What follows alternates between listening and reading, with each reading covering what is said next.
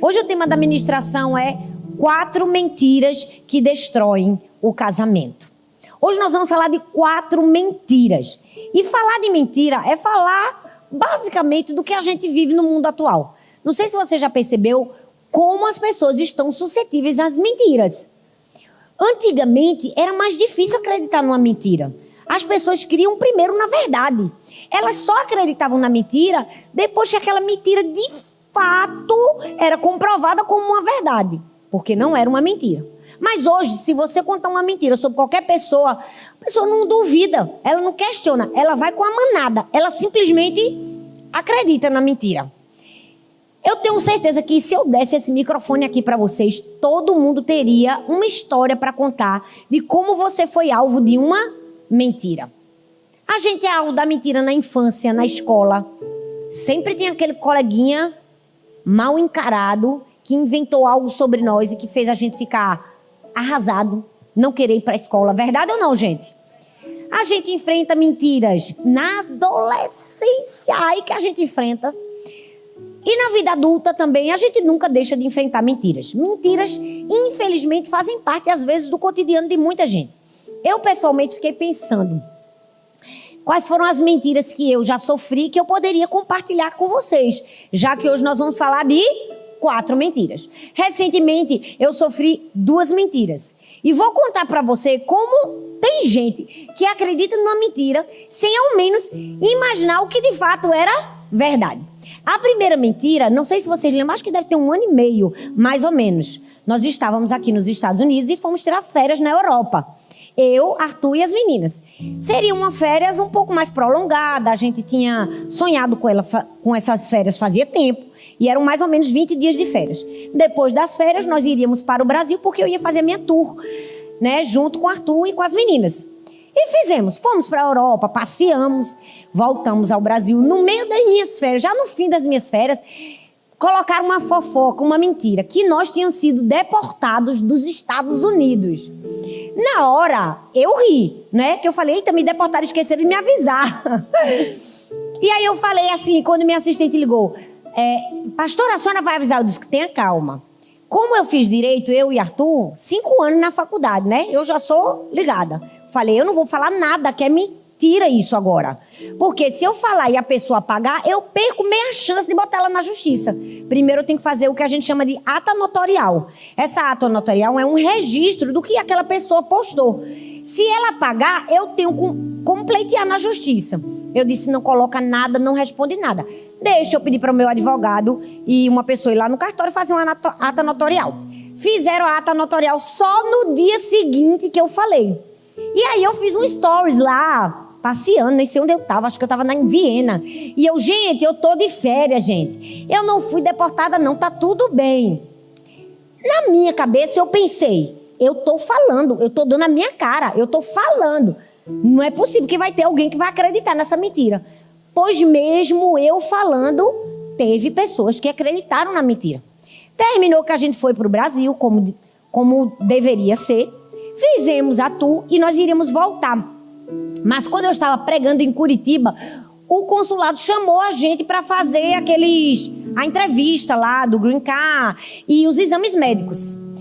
Como ainda faltavam alguns dias, quase um mês, a gente disse assim, vamos ficar aqui no Rio de Janeiro e só vamos embora quando tudo tiver terminado. Até porque esse entra e sai, vai e vem, são 5 pessoas, né? É passagem para ir, para voltar, para ir, para voltar. Ficamos. Os nossos exames médicos demoraram mais do que deveria.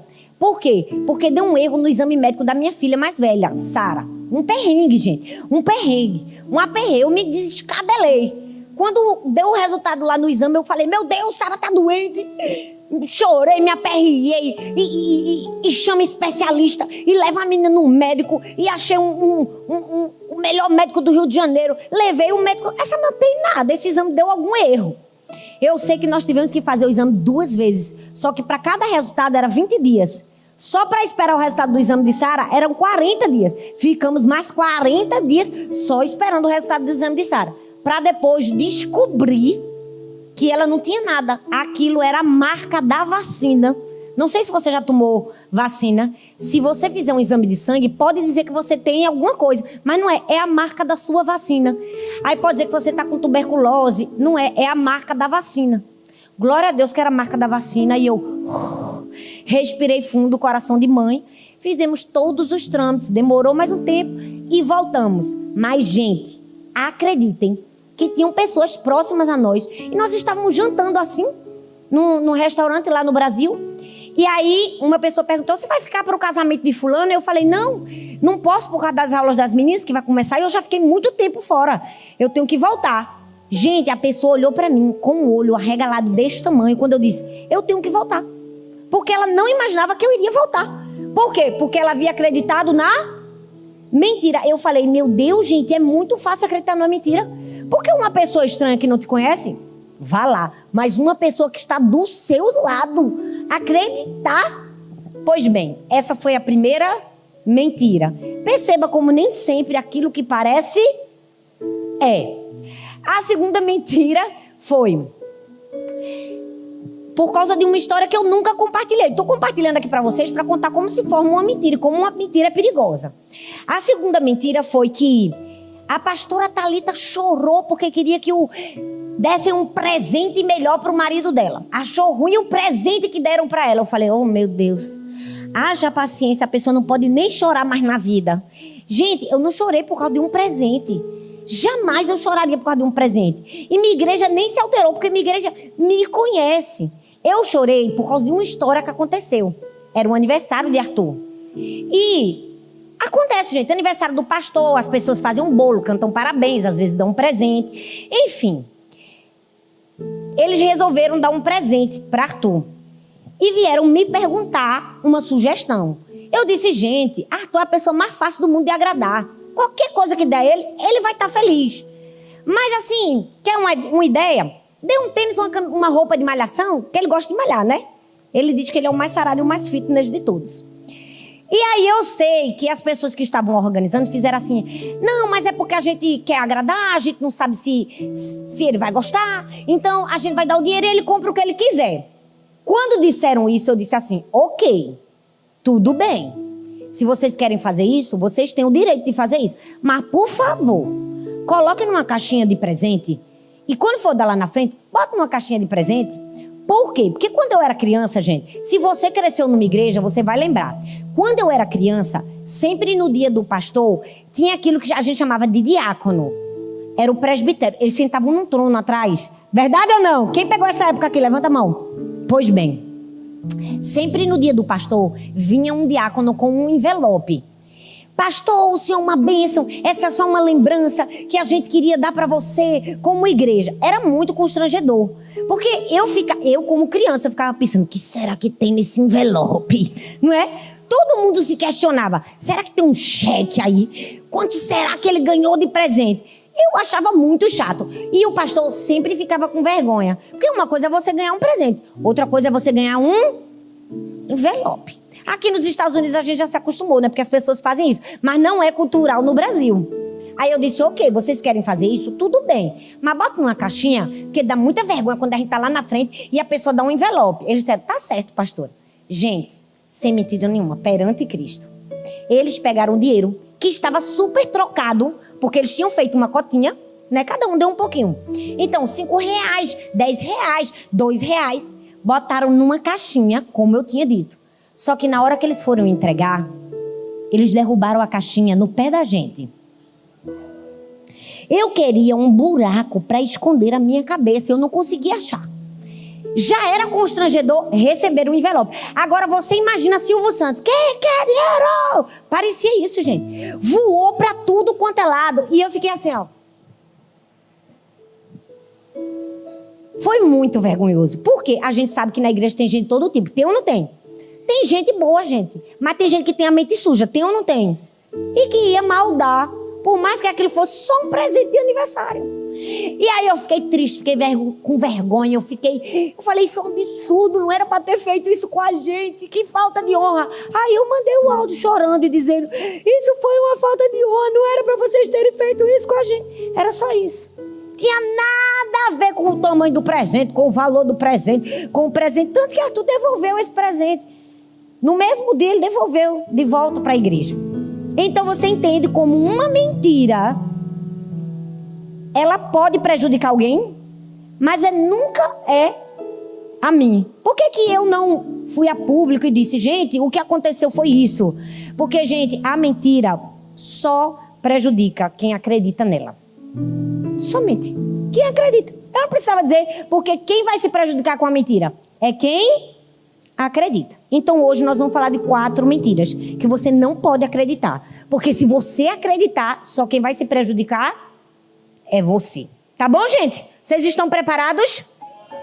Já entenderam? Foi uma boa introdução. Obrigada, Mi. Obrigada. Só Mi tá comigo. Vamos lá. Primeira mentira no casamento, que você não pode acreditar. Porque se acreditar, vai prejudicar. É a mentira do eu posso mudá-lo. Eu posso mudá-la. Eu consigo mudar o meu cônjuge. Essa é a mentira talvez mais comum de todos os casamentos. É acreditar que na força da insistência, da queixa, da reclamação, do choro, você vai conseguir transformar o seu cônjuge na pessoa que você acha que ele deveria ser. Verdade ou não? Essa é a maior mentira do casamento. Uma vez eu ouvi uma frase que dizia assim, que os homens se casam desejando que as mulheres nunca mudem na vida. E as mulheres se casam desejando que os homens mudem. Inevitavelmente os dois ficarão desapontados, verdade ou não? Porque é impossível mudar o outro. Só Deus pode mudar alguém. Então essa é uma grande mentira você acreditar. Não, eu consigo transformar. Eu consigo mudar. E eu não sei se você já percebeu que quando a gente namorava, né, vamos puxar ali 1900 e bolinha. Aquilo que você mais admirava no outro, depois que você casa, é o que mais irrita? Sabe por quê, gente? Porque, olha, já viu aquela expressão, os opostos se atraem? Atrai, gente. Um agitado fica com uma pessoa calma, verdade ou não? É a melhor coisa do universo, porque tem um contrabalanceamento. Só que no namoro, os opostos se atraem. No casamento, os opostos se atracam. Sabe por quê? O que é que acontece? Vamos dizer que aquela pessoa, você namorava com um homem super gente boa. Sabe aquele cara flexível, tudo tá bom, nada tá errado, tá tudo dando certo. E você admira ele, eu admiro demais isso. Casou, aquilo é o que mais te irrita. Ó pra aqui, ó, faz nada, tudo tá bom, não se preocupa com nada, não resolve nada. Aquilo que antes era a qualidade, quando casa, vira o defeito. Tem gente que no namoro admira a força, a confiança do marido. Você é um homem forte, decidido, confiante. Quando casa, controlador, dominador e irritante. A mesma qualidade se torna um defeito. Por quê? Porque a gente tem a tendência de achar que a gente pode mudar o outro. E aquilo que antes agradava termina irritando. E aí o que acontece? Em algum momento da vida você pensa assim, não era para ser assim. Não era pra gente estar tão mal. Era pra gente ser mais feliz. Por que isso tudo está acontecendo? E aí você deseja que algo mude. Que algo seja completamente transformado. E esse não é um mau desejo. Mas o problema desse desejo é que geralmente, quando você quer que algo no seu casamento seja transformado, presta atenção. Você faz essa exigência através de uma crítica. E deixa eu dizer, crítica não transforma nada, nem ninguém. Parece uma coisa muito profunda, né? Ou muito rasa, mas é muito profundo. Por quê? Crítica não melhora, não muda, não transforma ninguém. Eu não sei por que a gente ainda tem a insanidade de pensar que reclamar vai mudar alguma coisa. Pare aí, pense você nesse exato momento. Todas as vezes que você reclama daquilo que você não gosta no seu cônjuge, mudou? Mulher, em nome de Jesus, melhore, porque eu já estou com 21 anos de casado. E todas as vezes o jeito de Arthur comer me irrita. E eu falo, não faz isso, não faz aquilo. Muda, não muda. Porque reclamar, se queixar, não vai transformar. Ninguém pode transformar o outro. Só quem pode transformar é Deus. A Bíblia fala em 1 Pedro capítulo 3, do verso 1 e o verso 2, diz assim, ó: do mesmo modo, mulheres, sujeitem-se aos seus maridos, a fim de que, se alguns deles não obedecem à palavra, sejam ganhos sem palavra, pelo procedimento de sua mulher, observando a sua conduta honesta e respeitosa. O contexto bíblico desse texto, Pedro estava advertindo a igreja num momento difícil. Algumas pessoas haviam se convertido e essas primeiras pessoas eram mulheres. Os homens ainda não haviam se convertido. Então as mulheres desejavam muito que o marido também se convertesse. E aí Pedro dá uma advertência, ele está dizendo, presta atenção. Não vai ser na crítica, na força e nas palavras que você vai tentar fazer isso. Você vai provocar essa conversão, essa mudança. Vai ser através do silêncio. Vai ser através de um testemunho silencioso. Deixa eu te dizer, a gente não transforma o outro por causa de um barulho de palavras. A gente ganha o outro em um testemunho silencioso de conduta, de vida. O problema é que a gente sabe e não faz. O problema é que a gente sabe que falar, reclamar, queixar, só piora, mas a gente continua. Por quê? Porque infelizmente a gente acreditou em uma mentira. A gente acreditou que nós somos capazes de mudar o outro. Geralmente quando um cônjuge tenta transformar o outro com palavras controladoras, o que ele recebe de volta é mais resistência. É mais resistência. Do tanto que você se queixa, o outro gera um muro de divisão. E nós precisamos aprender que não é o barulho das palavras, mas o silêncio de um bom testemunho. Aí tem gente que já está assim, olhando para minha cara. Estou vendo, vocês olhando. Tem gente que diz assim, então quer dizer que agora eu vou ter que aguentar tudo calado. Não vou poder falar uma coisa que meu marido tem que reclamar. Tenha calma. Eu vou dar uma estratégia para você que de fato funciona. A oração. Talvez você sinta um pouco mais aliviado. Glória a Deus que a pastora vai dar a oração perfeita e mágica para o meu marido ser transformado. Não, eu não vou dar uma oração decoreba para o seu marido ser transformado. Eu vou dar a melhor oração da sua vida. Uma oração que de fato transforma. Salmo 139, que diz assim, sonda-me, ó Deus, e conhece o meu coração. Vê se há em mim algum caminho ofensivo e guia-me no caminho eterno. O que é que esse texto está dizendo? Sonda-me. A oração não é Deus transforma a minha mulher, Deus transforma meu marido. A oração que transforma é Deus sonda-me. Vê se há em mim algum caminho mau. Me mostra onde eu estou errando. Me guia pelo caminho eterno. A gente está fazendo a oração errada. A gente está fazendo a oração errada. A gente está pedindo para Deus transformar o outro, sendo que a oração certa é a oração do Salmo 139. É dizer, Deus, transforma a mim primeiro. Não deixa eu ser uma pessoa que aponta o dedo para o outro, mas não consegue enxergar a si próprio. Não consegue enxergar suas próprias falhas, seus próprios defeitos. Deixa eu te dizer, você pode orar pelo seu cônjuge e deve fazer isso. E pode ser que nas suas orações, alguma área específica da vida dele nunca seja transformado. Nunca. Seja um perfil dele. Mas deixa eu te dizer, a oração muda você. A oração muda a mim. Você tem que continuar orando porque não é para a oração mudar o outro, é para a oração mudar o nosso coração. Porque à medida que você insiste em oração, talvez Deus vai te ensinar a usar outras palavras. Deus vai te ensinar a usar outra abordagem. Deus vai te ensinar a amar de outro jeito. É por isso que você nunca pode parar de orar. Porque a oração muda você.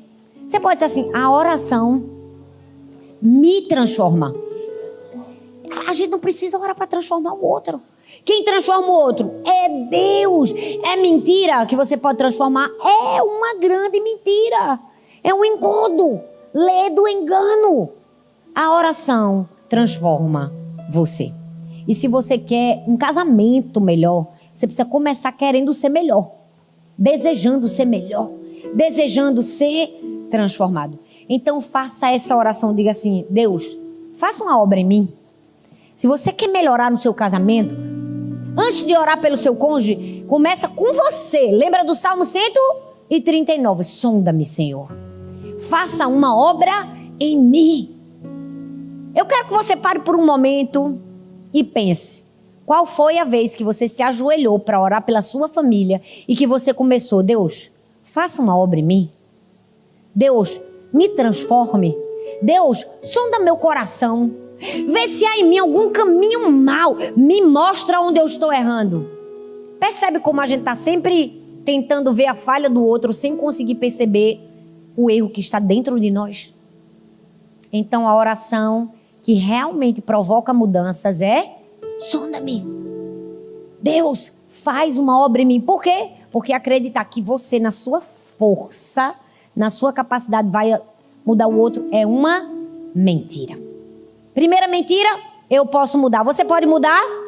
Não. Se eu pudesse, já tinha mudado tanta coisa. Não é? Tem gente aqui pensando assim: meu Deus, se eu pudesse também já tinha mudado tantas outras coisas. Porque você não pode. Mas Deus pode. Segunda mentira: um bom casamento é sempre 50-50. Outra mentira. E Gusta falou aqui na palavra da generosidade, nem sabia. A gente estava conectado, Gusta. Na hora que você falou, eu falei, conectou. É aquela mentira. Casamento bom é 50-50. À primeira vista parece certo. Parece plausível. Você dá metade, o outro dá metade. Parece equilibrado. Não parece? Mas esse é o maior engano. Sabe, essa é uma mentalidade não somente equivocada, é uma mentalidade perigosa para o relacionamento. 50-50. Porque você vai cair em uma grande armadilha. A armadilha de dizer assim: eu já fiz a minha parte, agora eu quero ver a dele. Não é?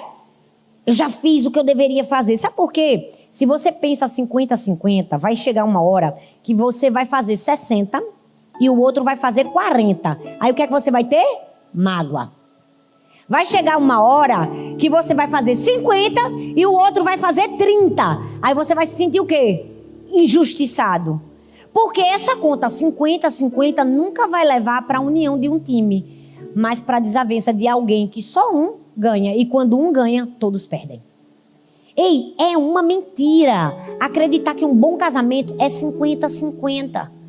Tem casal que já entra no casamento com uma planilha de Excel na mente, no coração e na mão.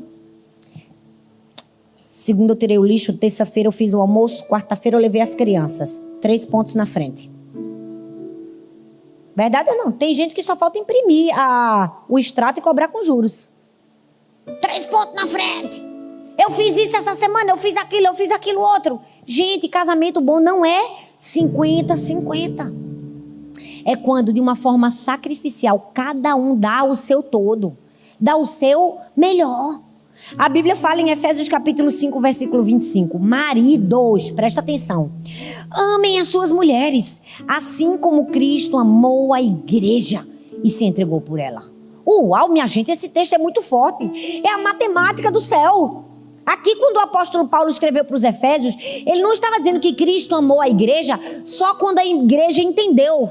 Ou só quando a igreja correspondeu àquele amor. Ele está dizendo: Cristo amou a igreja primeiro. Ele deu tudo. Ele deu 100%. Mesmo quando a igreja ainda não entendia, nem podia retribuir esse amor. Esse precisa ser o amor entre casados. O homem tem que dar 100%. E a mulher, 100%. Esse negócio de dividir nem na conta presta. Ainda tem casamento, gente, que você vai no restaurante, o homem paga metade da conta e a mulher outra metade. Está repreendido em nome de Jesus. Que isso não é de Deus. Porque a partir do momento que você se casa, é bíblico. Vocês se tornam só. Uma só carne. Então, o que é meu é do meu marido e o que é do meu marido é meu. Não tem isso não, o meu dinheiro, o seu dinheiro, eu ganho mais, você ganha menos. Gente, essa matemática, essa divisão é do Satanás. Eu já atendi tantos casais com esse tipo de problema dentro do gabinete que eu falo assim: sabe qual é o problema? Vocês se casaram, mas não são um. Não são um. Não existe isso, gente. A mulher pode ganhar mais que o marido? Claro. Qual o problema? O homem pode ganhar mais? Não tem problema, é tudo da família. Eu só trabalho. Não, uma conta eu pago. É tudo na mão de Arthur, ele que resolva. Por quê? Porque é assim que deve ser um casamento. Casamento é 100-100, não é 50-50. O apóstolo Paulo estava aqui ensinando um padrão do casamento. Ele estava dizendo, não é metade-metade. É compromisso total de ambos. Em vez de você perguntar, de dizer, eu já fiz a minha parte, ele que não está fazendo a parte dele. Pare e pense, o que eu posso dar a mais hoje? Porque senão você vai virar planilha do Excel. Eu fiz isso, eu fiz aquilo outro, eu fiz aquilo outro, eu fiz isso. E você não fez isso, nem fez aquilo, nem fez aquilo. E deixa eu te dizer, infelizmente, se você começa a fazer essas contas, você vai entrar num grande prejuízo. Porque geralmente quem faz essa conta 50-50 não faz nada. Porque um fica esperando pelo outro, nenhum faz, nem o outro faz. É aquela coisa assim, a pia hoje de pratos é sua. É minha. Termina que fica ali até a sujeira bater na casa. Por quê? Porque não fez o que deveria ser feito. A conta 50-50 bate, gente? Bate, gente? Não, é 100-100. No casamento, gente, não existe empate. Não existe empate. Quando um perde, os dois perdem. Quando um vence, os dois vencem. Então, entenda que casamento é assim. Em algum momento da vida, um vai dar 80 e o outro vai dar 20, porque o outro está mais fraco. Ele não consegue dar 80. E essa é a beleza do casamento. Mas vai ter um momento que a conta vai inverter. E o que dava 20 vai dar 80. Porque o que dava 80 agora está mais fraco. E só está dando 20.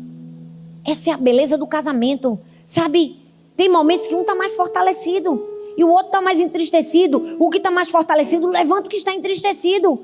Se a gente ficar nessa continha, eu faço a metade, você faz a metade, ninguém vai para canto nenhum. Então entenda, um bom casamento não é 50-50, é 100-100.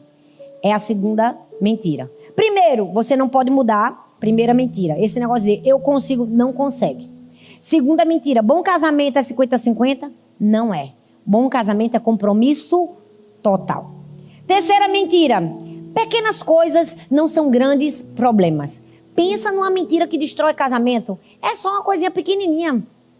Nada demais. Uma coisinha besta. A gente deixa passar sem resolver. Sabe aquela coisa que brigou e finge que não brigou? Até que se entendam sozinhos e voltem a se falar normal, sem pedido de perdão, sem pedido de desculpas, sem humilhação. Vai nessa. Para tu ver onde vai dar. Sabe o que é isso? O que a Bíblia chama de pequenas raposinhas. Não, isso é muito pequeno. Que nada, eu só uso o celular para relaxar um pouco. E esse seu relaxamento, já são 3 horas da manhã, você está acordado, nem sequer conversar com sua esposa, você conversou. Por quê? Porque você acha que não tem nada demais ficar relaxando um pouco no celular. Percebe que é uma coisa pequenininha? Tem homem que diz assim, não, eu só jogo poker com meus amigos, mas eu sei a hora de parar. E a hora de parar, às vezes, é depois que hipotecou a casa. Tem gente que diz, é só uma conversinha com aquela pessoa, meu ex. Vai nessa conversinha para tu ver onde tu vai parar. É só uma palavrinha. É só um pequeno vício. Não existe pequenos vícios. A gente não pode gerenciar pecado. Pecado não se gerencia. Eu controlo isso. Não controla nada, rapaz. A gente não controla nada. A gente não controla nem a língua da gente. Verdade ou não? Experimenta brigar para tu ver o que tu fala. Esse negócio eu controlo. Não é tão sério assim. Lê do engano. A Bíblia fala em Cantares capítulo 2, versículo 15. Apanhai-nos as raposas. As raposinhas que fazem estragos na vinha. Por quê? Porque as nossas vinhas estão em flor. Cântico dos Cânticos ou Cantares é um dos livros mais poéticos e mais românticos da Bíblia.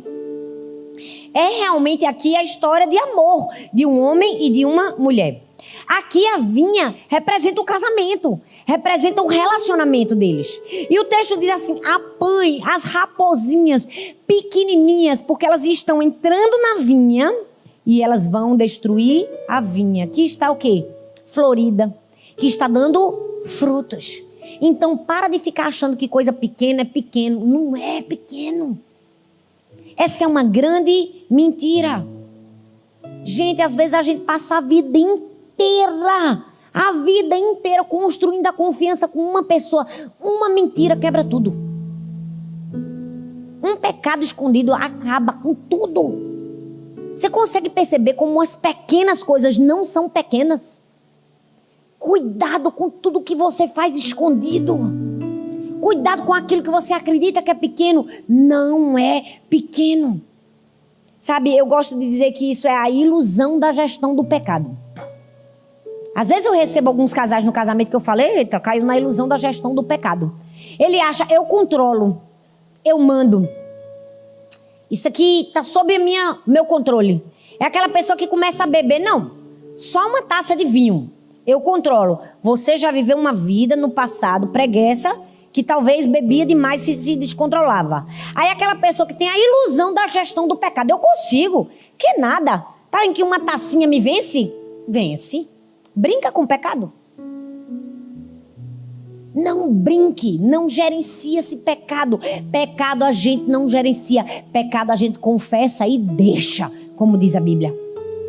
Então, por que às vezes a gente precisa falar disso? Porque é isso que está destruindo os casamentos. Às vezes nem são as coisas grandes, são as coisas pequenas. São aquilo que a gente pensa que é uma pequena falta. É um vício no celular. É uma conversa que você não deveria ter. É um programa que você está assistindo. É uma mentira que você escondeu. A Bíblia diz em Tiago, capítulo 5, versículo 16. Diz assim, portanto, confessem os seus pecados uns aos outros e orem uns pelos outros para serem curados. Gente, a gente não pode brincar com o pecado. Ninguém gerencia pecado. Se você acha que está no controle da sua vida, mesmo errando, falhando e escondendo, me desculpa te dizer, você já perdeu o controle da sua vida faz tempo. Quem está conduzido é Satanás. Ele já está no controle do seu carrinho, ó, faz tempo, você nem percebeu. E deixa eu te dizer uma coisa, o diabo não tem carteira de motorista não, viu? Vai direto pro barranco. Para de pensar que você está no controle. A gente, como diz as escrituras, aquele que pensa estar de pé, cuidado para que não caia. Então eu tenho que ter consciência. É uma mentira que as pequenas coisas são pequenas. Elas não são pequenas. Elas são grandes. Eu preciso ter cuidado. Sabe, confissão não é vergonha. Tiago disse assim, confesse seu pecado. Confesse o seu erro. Confissão não é vergonha, gente. Confissão é libertação. Confissão é cura. É melhor você ser ferido por uma verdade do que você ser destruído por uma omissão. Tem muita gente que está escondendo que não deveria estar, está sendo destruído por causa de uma omissão. Por que eu estou falando isso? Não sei. Mas talvez você está fazendo pouco caso de uma pequena mentira. Gente, a mentira protege por um dia, a verdade protege a vida inteira. Você fica assim, a mentira está me protegendo hoje, só hoje. É a verdade que nos protege a vida inteira. Não perca a sua casa, a sua família, seu futuro, por causa de uma mentira, seja ela qual for, da pequena a grande. Porque a gente já viu que não existem pequenas raposinhas, todas elas podem destruir a vinha. Confessar pode parecer difícil no começo, porque fere o nosso orgulho, verdade ou não? Fere, mas é melhor confessar. Esconder fere o casamento e a vida inteira. Então, cuidado com essa mentira de que são pequenas atitudes. Eu só não tenho paciência para pedir perdão. Deixo acontecer, daqui a uma semana já está tudo normal. Não está tudo normal, não tá? Não tá.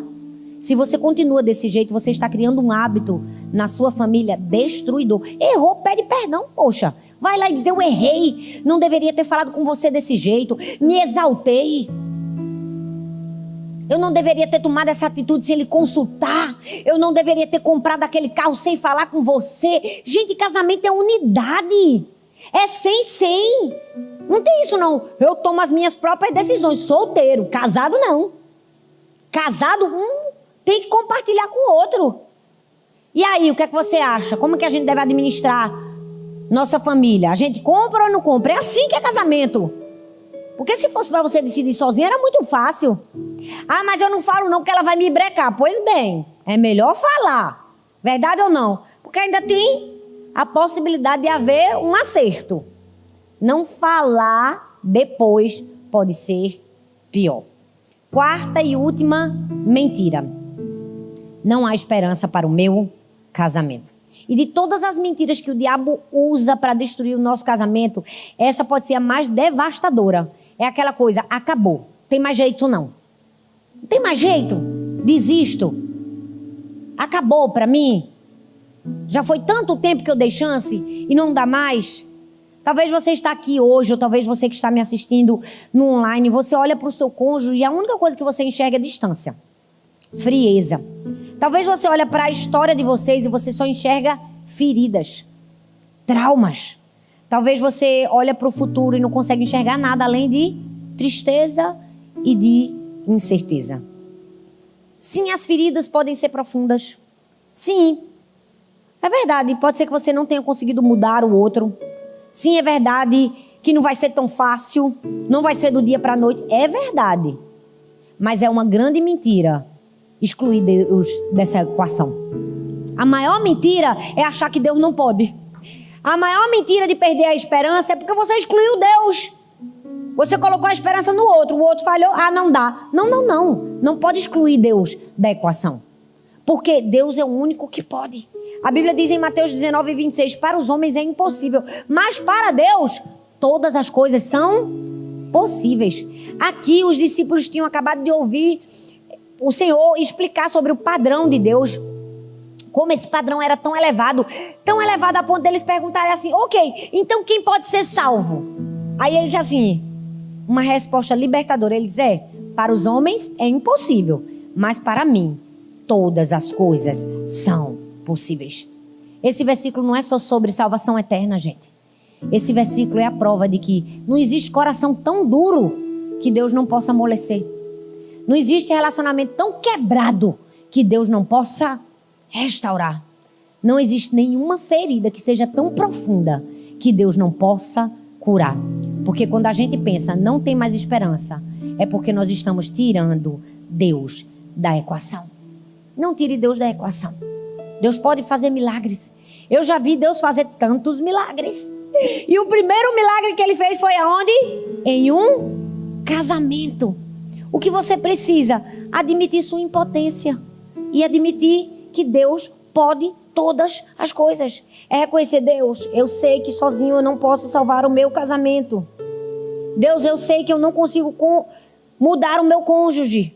Mas mesmo que o outro não queira dar um primeiro passo, você pode dobrar os joelhos.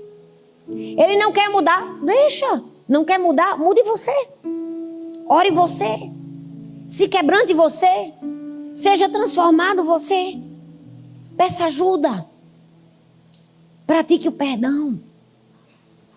Nós precisamos aprender que casamento tem jeito, sim. Quando Deus está na equação, para tudo tem jeito. Até para a morte Ele dá jeito. Que Ele traz pra gente o quê? Vida eterna. Então, o que é que eu preciso entender? Mentiras são devastadoras. Mentiras só prejudica quem acredita. Lembra do que eu falei? Que eu não precisei me explicar porque mentira prejudica quem? Prejudica quem acredita. Então você não pode acreditar numa mentira, porque se você acredita na mentira, você vai sair prejudicado. Então vamos lá, eu quero ver se vocês prestaram atenção, porque vocês estão muito calados. Qual foi a primeira mentira? Eu posso mudá-lo. Eu posso mudá-lo. Uma mentira que vai te prejudicar. Abre mão, rapaz, antes tarde do que nunca. Você não pode mudar ninguém. Só quem transforma é Deus. Segunda mentira, um bom casamento é 50-50. É, gente? Não, é 100-100. Eu dou tudo, ele dá tudo e a gente junta o nosso compromisso total. Terceira mentira. As coisas pequenas não são grandes problemas. Verdade ou não? As pequenas raposinhas podem destruir uma vinha. Cuidado com as coisinhas pequenininhas. Cuidado. E a última mentira. Não há esperança para o meu casamento. Quando você acredita que não tem esperança, é porque você tirou quem da equação? Deus. Porque para Deus, todas as coisas são possíveis. Eu queria concluir essa reflexão aqui com vocês, contando uma história que eu vi muito especial.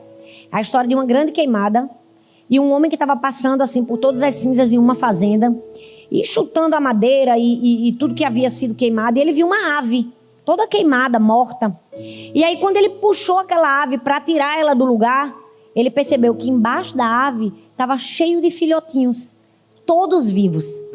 A mãe, para não ter os seus filhotes mortos, protegeu, abriu as asas, foi morta, foi queimada, mas os seus filhotinhos ainda estavam vivos. Sabe, no casamento às vezes tudo pode parecer morto, tudo pode parecer destruído, mas ainda pode haver vida debaixo das cinzas. Sempre pode existir vida embaixo das cinzas. Não sei se é o seu momento, não sei se você já pensou isso, mas deixa eu te dizer, não tem nada que esteja 100% destruído que Deus não possa 100% reconstruir. Eu já vi Deus tirar vida de cinzas. E o nosso Senhor Jesus é a maior prova disso, que no terceiro dia Ele reviveu.